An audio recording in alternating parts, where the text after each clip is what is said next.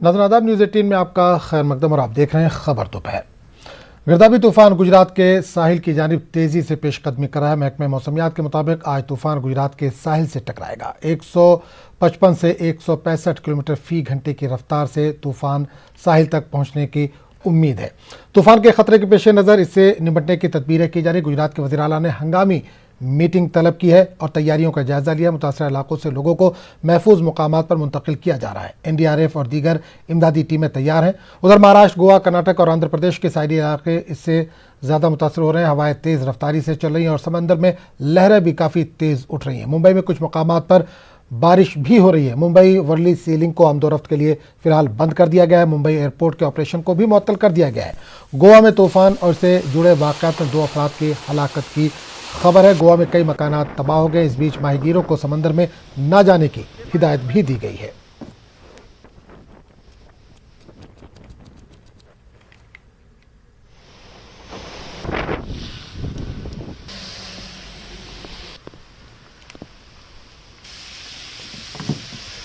तो नाज़रीन, तूफान गुजरात के साहिल की जानिब तेज़ी के साथ बढ़ रहा है। तस्वीरों के जरिए देख सकते हैं कि किस तरह से तूफान ने तबाही मचाई है। बारिश भी शुरू हो चुकी है और 150 से 160 किलोमीटर की रफ्तार से इसके टकराने की उम्मीद है। महकमे मौसमियात के मुताबिक आज तूफान गुजरात के साहिल से टकराएगा। 155 से 165 किलोमीटर फी घंटे की रफ्तार से तूफान साहिल तक पहुंचेगा। तूफान से पोरबंदर, जूनागढ़, भावनगर, अजला जो गुजरात के हैं वो मुतासिर हो सकते हैं। तूफान के ख़तरे के पेश नज़र इससे निपटने की जो तदाबीर हैं, एहतियाती तदाबीर है, वो इख्तियार की जा रही है। गुजरात के वज़ीर आला ने इस सिलसिले में हंगामी मीटिंग तलब की और जो भी तैयारियां हो सकती हैं उस ताल्लुक से उन्होंने जायज़ा लिया। मुतासरा इलाकों से महफूज मुकामात पर जो लोग वहाँ पर रहते हैं उनको शिफ्ट होने के लिए कहा गया है। NDRF और दीगर इमदादी टीमों को भी तैयार रखा गया है। महाराष्ट्र, गोवा, कर्नाटक और आंध्र प्रदेश के साहिली इलाकों में भी इसका असर देखा जा रहा है। हवाएं तेज़ रफ्तारी से चल रही है और समंदर में ऊंची ऊंची लहरें उठ रही हैं। मुंबई में कुछ मुकामात पर बारिश भी हो रही है। मुंबई वर्ली सी लिंक को फिलहाल आमदोरफ्त के लिए एहतियात के तौर पर बंद कर दिया गया है। मुंबई एयरपोर्ट के ऑपरेशन को भी फिलहाल मुअत्तल कर दिया गया है। और इस पूरे मामले पर बात करने के लिए सीधे रुख करेंगे विजयवाड़ा का, जहाँ से हमारे नुमाइंदे इसहाक इस वक्त जुड़े हैं।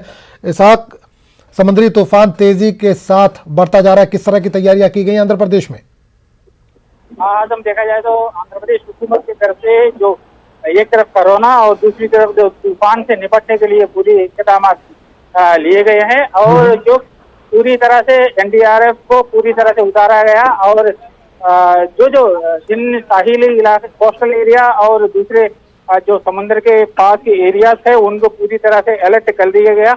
अभी दोपहर में फिर से एक NDRF मीटिंग चलेगी, उसके बाद जो है ना जायजा लिया जाएगा और तूफान के बाद जो पार होने के बाद जो इक़दाम है उनको पूरी तरह से लेके जानी और माल का नुकसान ना हो और पूरी तरह से 30 से 40 किलोमीटर की रफ्तार से जो है ना हवाएं चलने की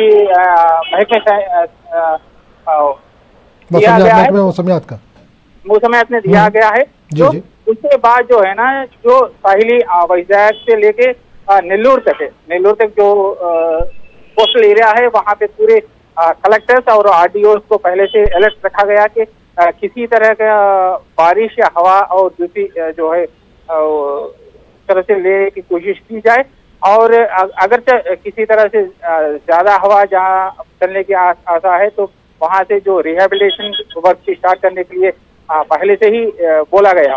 और वही दूसरी तरफ मछुआरों को समंदर में ना जाने के लिए कहा गया 3 दिन।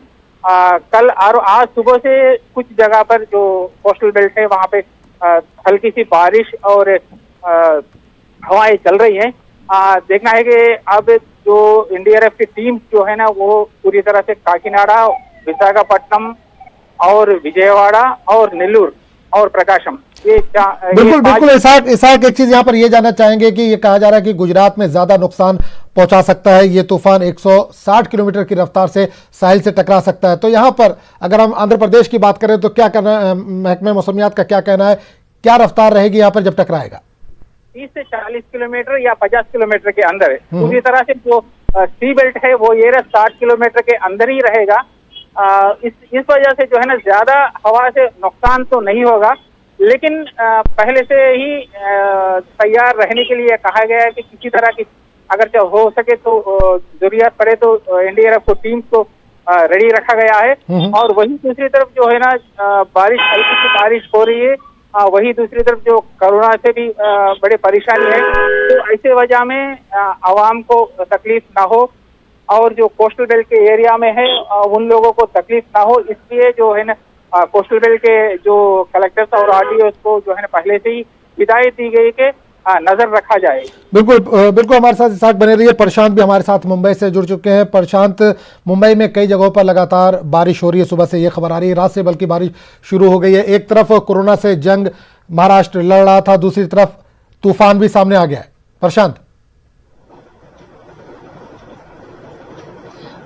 जी बिल्कुल, देखिए तूफान से काफी नुकसान जो है मुंबई और मुंबई से सटे इलाकों में देखने को मिल रहा है। कई ऐसे इलाके हैं जहां पर पेड़ जो है घरों पर गिरी है, गाड़ियों पर गिरी है। लेकिन सबसे अहम बात मैं आपको बताऊं, 11 बजे से लेकर 2 बजे तक के एयरपोर्ट की सेवाएं मुंबई में पूरी बंद कर दी गई है। अब तक 3 फ्लाइटें जो है डाइवर्ट किया गया है, एक लखनऊ के लिए, एक हैदराबाद के लिए। और आपको मैं बताऊं कि कुछ ऐसे इलाके हैं जहां पर वाटर लॉगिंग की भी समस्या शुरू हो चुकी है और तेज हवाएं चलने की वजह से कुल इलाकों में बिजलियां भी कट कर दी गई है। मुंबई से सटा जो इलाका है, पालघर के आसपास के इलाके की बात की जाए तो वहां पर रात से ही बिजलियां जो है काट दी गई हैं ताकि किसी प्रकार की कोई दिक्कत कहीं निर्माण ना हो। और खास तौर पर लोकल की बात की जाए तो आज सवेरे ही जो है एक पेड़ जो है ट्रेन पे गिर गया, जिसके बाद वहां पर स्पार्क हुए, थोड़ी सी आग लगी, जिसके बाद घाटकोपर से लेकर थाने तक लोकल सेवा जो है पूरी तरह से ठप हो गई है।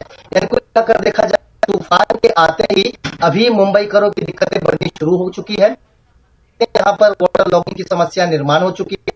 मुंबई का अंधेरी सबवे जो है टोटल बंद कर दिया गया है, पानी इकट्ठा होने की वजह से टीम को तैनात किया गया है। देखिए आने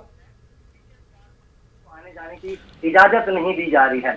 एक टीम जो है पुणे में रखी गई है और 12 टीमें जो है स्टैंड बाय पुणे में रखी है, एक टीम गोवा के लिए भेजी गई है। यानी कुल मिलाकर देखा जाए कहीं पर कोई भी संकट निर्माण होता है तो इन टीमों को तुरंत मौके वारदात पर भेजा जाएगा रेस्क्यू ऑपरेशन के लिए। लेकिन बहरहाल अभी तेज हवाएं जरूर चल रही है, लेकिन मौसम विभाग ने एक बात साफ कहा है कि चक्रवात जैसे ही साइक्लोन पास होगा इलाके से तो हवाएं जो है 150 किलोमीटर की रफ्तार से चलेंगी। यानी सभी को जो है सुरक्षित रहने की हिदायत दी गई है। बिल्कुल बिल्कुल, 150 किलोमीटर अगर बात की जाए तो काफी खतरनाक है। अगर हम गुजरात का रुख करें तो हमारे साथ मयूर हमारे साथ इस वक्त जुड़ चुके हैं। मयूर, महाराष्ट्र में भी या मुंबई की अगर हम बात करें वहां पर भी 150 किलोमीटर की रफ्तार से तूफान के आने का खतरा बताया जा रहा है। इससे पहले हमने आपसे बात की तो आपने भी यही कहा था कि 140 से 150 155 के बीच में ये रफ्तार रह सकती है। किस तरह की तैयारियां की गई हैं गुजरात में? जी बिल्कुल, अगर गुजरात की बात की जाए तो यहाँ जो सेंट्रल गवर्नमेंट है उन्होंने एनडीआरएफ की जो टीम है वो भेज दी है। 50 जितनी एनडीआरएफ की टीम है पूरे गुजरात में तैनात कर दी है। कोस्टल डिस्ट्रिक्ट जो है भावनगर है, अमरेली है, गिर सोमनाथ है, पोरबंदर है, जूनागढ़ है, उस डिस्ट्रिक्ट में अभी एनडीआरएफ की टीम है जो स्टैंड बाय कर दी है। अभी हम घोघा गांव है, ये बंदर है, यहाँ पे हम है और यहाँ भी एनडीआरएफ की टीम है। रविंद्र सिंह के साथ यहाँ आ गई है, उनके साथ ही बात करते हैं। सर, आपकी टीम में कितने मेंबर है और किस तरह की अब यहाँ जो तैनाती है वो हो गई है? मैं इंस्पेक्टर रविंद्र सिंह। हम यहाँ पे टोटल जो हमारा टीम है वो 13 रेस्क्यूअर्स का है। और हम यहाँ, जैसा कि आप सबको पता ही है कि यहाँ पे जो साइक्लोन का जो अल्टीमेटम हो रखा है उसके रिगार्डिंग हम यहाँ पे आए हैं। और हमारे पास में यहाँ पे काफ़ी जो कटर्स वगैरह हैं, जैसे आरआर सा है, आरपी सा है, चैनसा है, और जो स्पोर्ट इक्विपमेंट्स है जैसे हमारे पास में जनरेटर्स वगैरह है और ओबीएम है, बोट है, और जो भी टूल्स इक्विपमेंट है नेस्ट जो है वो हमारे पास में है। और हम यहाँ पे तैयार है, जो भी यहाँ पे रेस्क्यू करना पड़ेगा, काम करना पड़ेगा, उसके लिए हमारा जो टीम है वो बिल्कुल अलर्ट मोड पे है। सर, खास करके कोलकाता से आपकी टीम आई है और कितनी टीम कोलकाता से यहाँ आई हुई है? टोटल जो अभी जो टीम आया है वो तो 5 आया है। अभी जो आगे का जो है वो मुझे अभी पता नहीं है, वो तो जो हायरत होती है वही उसका होगा। खास करके आज मौसम विभाग ने ऐसा फोरकास्ट किया, आज रात ही जो साइक्लोन है वो हिट होगा। हिट होने के बाद काफ़ी सारे जो पेड़ है वो गिर सकते हैं। तो तो आप कटर जो ले आए हैं, किस तरह के कटर है और कैसे पूरी ये जो कामगिरी है वो की जाएगी? हमारे पास जो कि मैंने पहले बात किया, जैसे कि हमारे पास में आरआर सा है, आरपी सा है, चैन सा है, वो अलग अलग मतलब कटर्स है हमारे पास में। और जो भी पेड्स वगैरह गिरेंगे या रोड ब्लॉक्स वगैरह होंगे तो हम उसको काट के अलग करेंगे। दूसरे लोग भी है, टीम के मेंबर है, उनके साथ बात करते हैं। किस तरह की पूरी तैयारी और लोगों को क्या आश्वासन दे सकते हैं आप? जी यही है कि वो घबराएं नहीं, निश्चिंत रहें। बाकी का एनडीआरएफ की तरफ से सारी मदद करी जाएगी और जो भी दिक्कतें आएंगी उनके लिए हम एनडीआरएफ हमेशा तत्पर खड़ी हुई है। खास करके साइक्लोन आ रहा है तो लोगों को क्या क्या सावधानी बरतनी चाहिए? सबसे पहले तो मैं ये बताना चाहूँगा, जो अननेसेसरी उनका मूवमेंट है वो अपना मूवमेंट बंद करें और जहाँ तक हो सके वो अपना सेफ रहें। और बस सर जितना हो सके उतना सेफ रहें और घर से बाहर ना निकलें उस टाइम पर, जब साइक्लोन का जब टाइम होता है तो अपने घर में सेफ रहें उसे। तो बिल्कुल लोग अपने घर में रहे, सुरक्षित रहे और जिस तरह से साइक्लोन आने वाला है और जो विंड की जो स्पीड है वो भी काफी ज्यादा होगी, तो उससे मद्देनजर रखते हुए पूरी जो तैयारी है वो एनडीआरएफ की टीम ने कर ली है। पूरे साधन सामग्री के साथ वो यहाँ आए हुए हैं और अभी जो साइक्लोन है वो टकराएगा, रात तक टकरा जाएगा और उसके बाद देखना होगा कि किस तरह के जो दृश्य बिल्कुल मयूर हमारे साथ बने रहिए, आपके पास दोबारा लौटेंगे। प्रशांत भी हमारे साथ मुंबई से मौजूद है। प्रशांत, ये भी खबर आ रही है सीलिंग को भी बंद कर दिया गया है, क्या हवाएं इस वक्त तेज शुरू हो चुकी है वहां पर?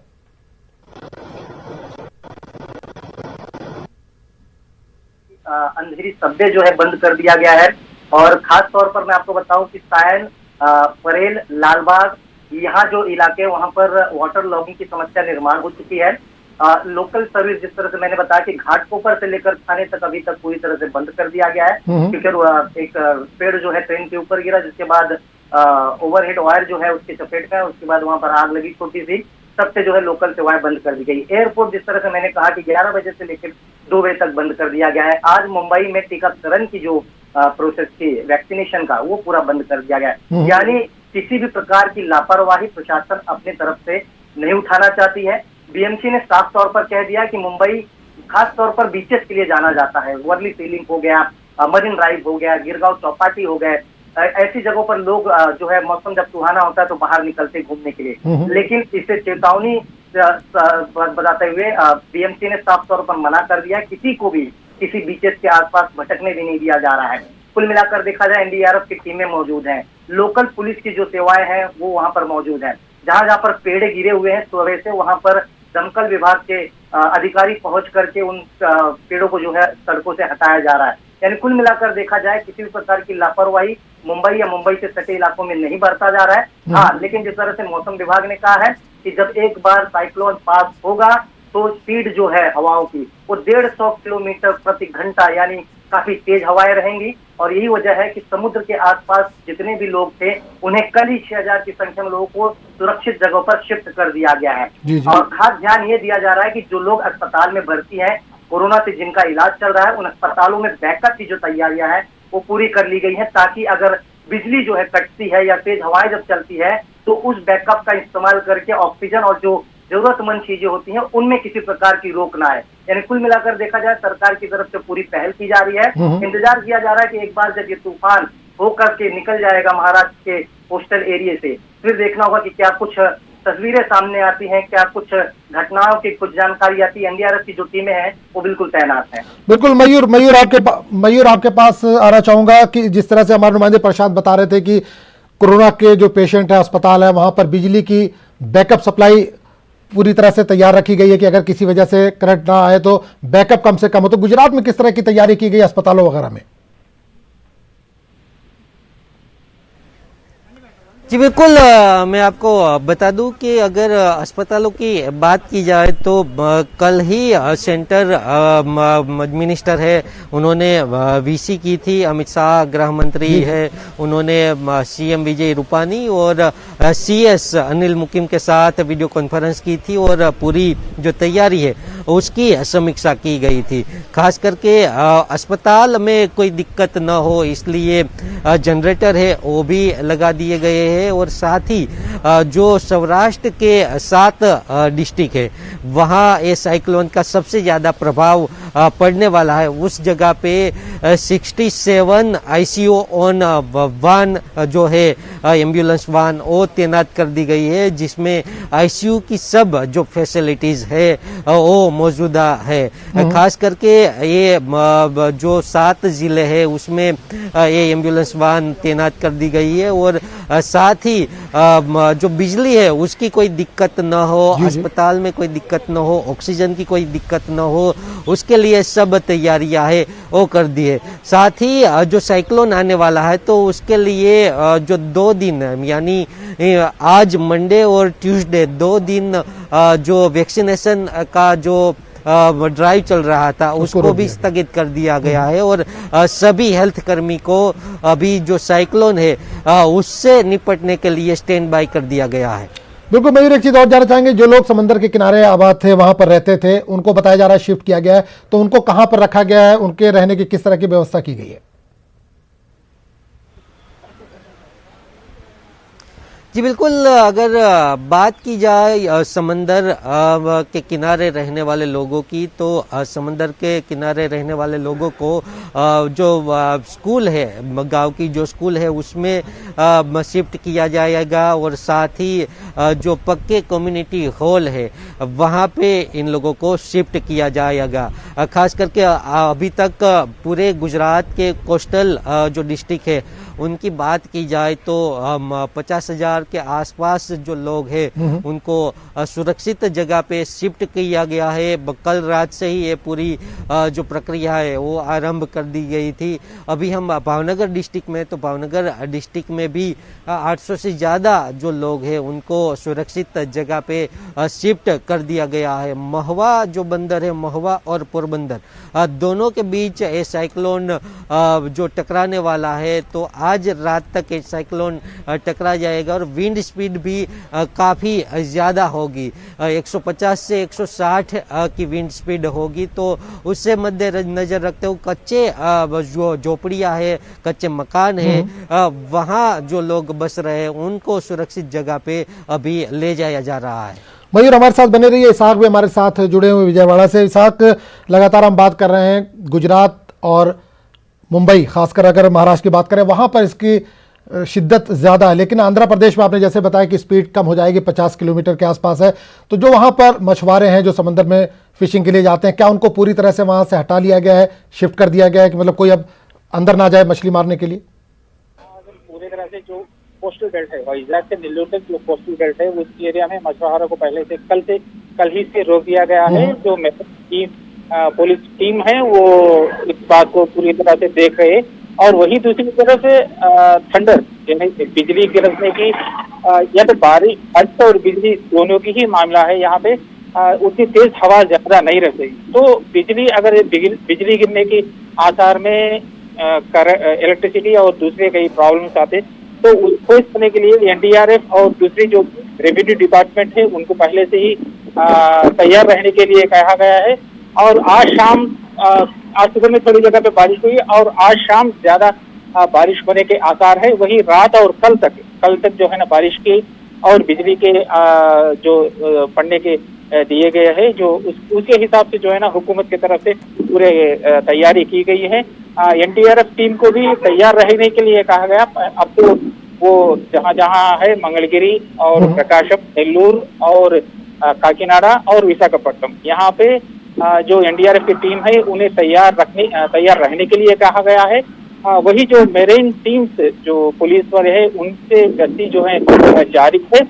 सिचुएशन कोई मसला समुद्र में ना जाए और उसको देखते हुए जहाँ पूरी समुद्र के बाजू में जो इलाके समुद्र को लग के रहते इलाके, उन इलाकों में रेवेन्यू और पुलिस डिपार्टमेंट को तैनात रख दिया गया है और उनको कहा गया कि 24 आवर्स नजर रखा जाए। किसी तरह की सिचुएशन अगर आ जाती है तो निपटने के लिए तैयार रहने के लिए कहा है। और बिजली विभाग को भी ये कहा गया है कि अगर हवाएं के वजह से कहीं झाड़ और दूसरे इलेक्ट्रिसिटी लाइन पोल गिर जाने के वक्त में इलेक्ट्रिसिटी जो है ना कम से कम रोक पड़े और जो हॉस्पिटल है और जो कोरोना कोविड जो सेंटर थे वहाँ पे बिजली का इफेक्ट ना हो। बिल्कुल हमारे साथ बने रहिए। मयूर, आपके पास एक बार फिर लौटना चाहूंगा कि जिस तरह से हम लगातार बात कर रहे हैं, मुंबई में एयरपोर्ट्स को बंद कर दिया गया है। गुजरात से क्या खबर है, क्या वहां पर भी एयरपोर्ट या ट्रेन सर्विस पर कुछ असर पड़ा है?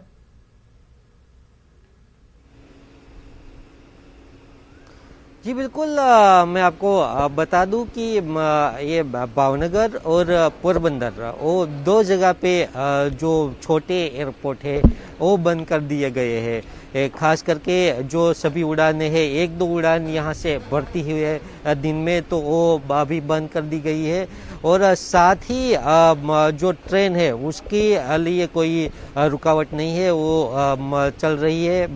और साथ ही अगर बात की जाए तो सुरक्षा के तौर पे जो स्टेट गवर्नमेंट की एसडीआरएफ की 10 टीम है वो भी तैनात कर दी गई है। यानी जो एनडीआरएफ की 50 टीम है वो स्टेट गवर्नमेंट की एसडीआरएफ की 10 टीम है और स्थानीय पुलिस है उनको भी इस जो डिजास्टर है उसकी कामगिरी में लगा दिया गया है। साथ ही इलेक्ट्रिसिटी का कोई प्रॉब्लम न हो तो बिजली विभाग के जो कर्मचारी है उनको स्टैंड बाय कर दिया गया है। और सौराष्ट्र इलाके में सबसे ज़्यादा असर होने वाली है, तो गुजरात के दूसरे जो डिस्ट्रिक्ट है, नॉर्थ गुजरात है, जो साउथ गुजरात है, वहाँ से भी टीमें है वो सौराष्ट्र में स्टैंड बाय कर दी गई है और अभी तैनात कर दी गई है। साथ ही सौराष्ट्र के जो कोस्टल डिस्ट्रिक्ट है वहाँ पे कैबिनेट मिनिस्टर को जिम्मेदारी दी गई है। हर एक डिस्ट्रिक्ट में अलग अलग कैबिनेट मिनिस्टर है वो पहुँच गए हैं। स्थानीय जो तंत्र है, डीएम है, एसपी है, उनके साथ मिलके कैबिनेट मिनिस्टर है स्थिति का मुआयना कर रहे हैं और जो स्थिति है, जो सुरक्षा है उसकी पूरी समीक्षा है वो कर रहे हैं। और कल ही अब मुख्यमंत्री विजय रूपानी ने बोल दिया था, चीफ मिनिस्टर ने, कि जीरो कैजुअलिटी के लिए जो तैयारी है वो की जा रही है। और बिल्कुल बिल्कुल मयूर, बहुत बहुत शुक्रिया हमारे साथ जुड़ने के लिए। बिल्कुल 150 से 160 किलोमीटर की रफ्तार से आज रात में ये तूफान टकराने वाला है। उम्मीद है कि ये रफ्तार कुछ कम हो और कम नुकसान हो, हम यही उम्मीद करते हैं। चलिए, बहुत बहुत शुक्रिया मयूर इस तमाम जानकारी के लिए। प्रशांत हमारे साथ लगातार जुड़े हुए हैं। प्रशांत, जिस तरह से आपने कहा कि बारिश शुरू हो चुकी है, कल रात से ही बारिश हो रही है, वाटर लॉगिंग की प्रॉब्लम आ रही है, बीएमसी की पोल बारिश से पहले ही खुल गई इस बार।